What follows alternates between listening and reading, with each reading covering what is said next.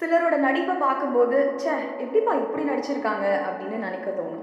ஆனா, இவர் நடிச்சா நடிக்கிற மாதிரியே இருக்காது. அந்த கேரக்டரா தான் நம்ம கண்ணுக்கு தெரிவாரு. ஜிகர்தண்டா, ஜோக்கர், மின்னல் முரளி அப்படின்னு இவர் பண்ண கேரக்டர்ஸ்ல வேற யாரையுமே நம்மளால யோசிச்சு கூட பார்க்க முடியாது. அவ்வளோ பவர்ஃபுல்லான கேரக்டர்ஸ் பண்ணியிருக்காரு. ஸோ தமிழ் சினிமாவுக்கு கிடைச்ச ரொம்ப முக்கியமான குணச்சித்திர நடிகர் குரு சோமசுந்தரம் அவர்களை அன்போடு பேச அழைக்கிறேன். பயங்கரமான வெயிலுக்கு பிறகு இப்போ தான் வெயில் குறைய ஆரம்பிச்சிருக்குது. நீண்ட நான் இது வரைக்கும் பார்த்ததே கிடையாது இந்த மாதிரி ஒரு வெயிலை லைஃப் டைம். எல்லா இடத்துலையும் not only in Chennai, all over Tamil Nadu, all over India full வெயில் வெயில் வெயில். இப்போ கொஞ்ச காலமாக மழை பெஞ்சிச்சு. 2 நாளைக்கு முன்னாடி ஒரு அழகான வானவில் ஒன்று தெரிஞ்சது, பார்த்தீங்களா எல்லோரும்? ரொம்ப சூப்பராக இருந்துச்சு 2 நாளைக்கு முன்னாடி. ஸோ ரொம்ப அழகான சென்னை. இந்த டீம் வந்து எனக்கு திடீர்னு அறிமுகமானது. நான் அப்போ ஒரு மூணாரில் ஒரு படப்பிடிப்பில் இருந்தேன். அப்போ ராகுல் கபாலி கால் பண்ணார், இது மாதிரி ஒரு கதை கேட்க முடியுமான்னு. நான் இதுமாதிரி மூணாரில் இருக்கேன், வந்து கேட்குறேன்னொன்னே, இல்லை இல்லை நாங்கள் வரோம் அப்படின்ட்டாங்க.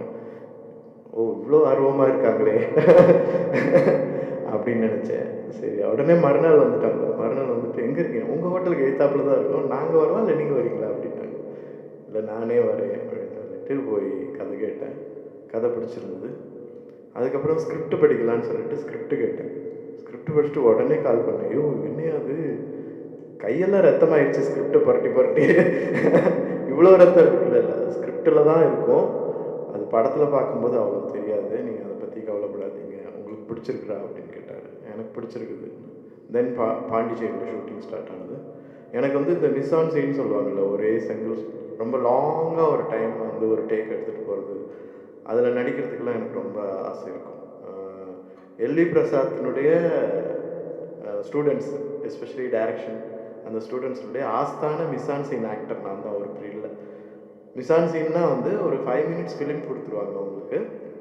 அந்த ஃபிலிம் வந்து 16 mm ஃபிலிமு. ஸோ அந்த 5 minutesல ஒரே படம் எடுத்துருவோம். 5 minutes படம், கட் எதுவும் இல்லாமல். ஸோ நான் வந்து நிறைய டைலாக்ஸ் எல்லாம் நல்லா மனப்படம் பண்ணிடுவேன். கோ ஆக்டர்ஸ் ஏதாவது மிஸ் பண்ணால் கூட அவங்கள அப்படியே கூட்டி எடுத்துகிட்டு போயிடுவேன். ஸோ அதனால் ஒரு 3 படம் மிஸ் ஆன் சீன் பண்ணேன். அப்புறம் குமார் ராஜாவுடைய நிறைய எல்லா படங்களும், அந்த பண்ண 2 படங்களில் ஆரண்யகாண்டத்தில் நிறைய லாங் ஷார்ட் இருக்கும். ஒரு 2 minutes to 3 minutes ஷார்ட்ஸ் எல்லாம் இருக்கும். ஸோ அது வந்து ரொம்ப எனக்கு எமோஷ்னலி அப்படியே கூட்டிகிட்டு போகும். அது மாதிரி படம் எடுக்கிறது வந்து ஒரு ஆடியன்ஸை வந்து கட்டி போட்டு வைக்கும். ஒரு நல்ல ஆக்டரும் நல்ல பிக்சரைசேஷனும் டைலாக்ஸும் அதுக்கான மூடும் இருந்துச்சுன்னா ஆடியன்ஸ் வந்து அந்த சீனை திரும்ப திரும்ப பார்ப்பாங்க. எப்படி நம்ம பாடல் காட்சிகளை திரும்ப திரும்ப பார்க்குறோமோ, காமெடியை திரும்ப திரும்ப பார்க்குறோமோ, அதே மாதிரி சீன்ஸை நம்மளால் பார்க்க முடியும். ஸோ அந்த வகையில் ராகுல் கபாலினுடைய டைரக்ஷன் எனக்கு ரொம்ப பிடிச்சிருந்தது. மொத்த டீமும், எஸ்பெஷலி த டிஓபி நந்தா ஆகட்டும், பிரவீன் ஆகட்டும், ரொம்ப பொறுமையாக ஒர்க் பண்ணாங்க. ஏன்னா புது டைரக்டர்.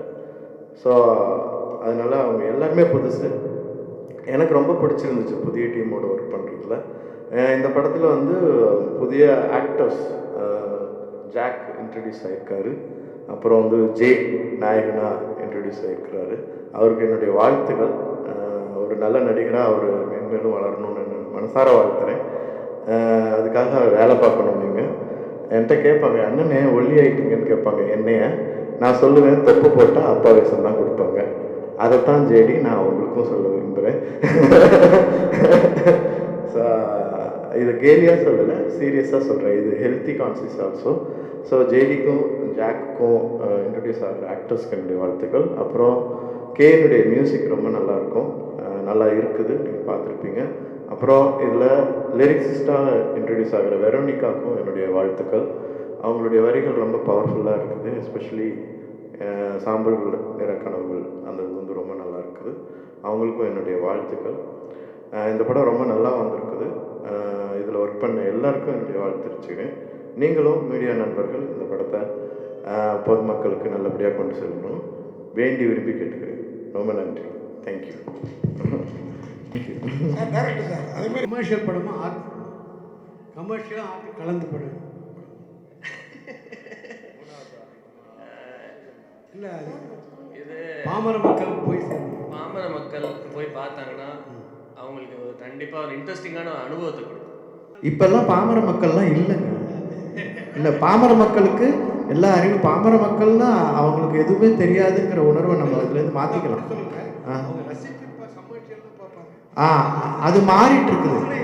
இல்லை அது மாறிட்டு இருக்குது, அதுக்கு நாமளும் கொஞ்சம் ஒத்துழைப்பு செய்யணும். இந்த மாதிரி படங்களை வந்து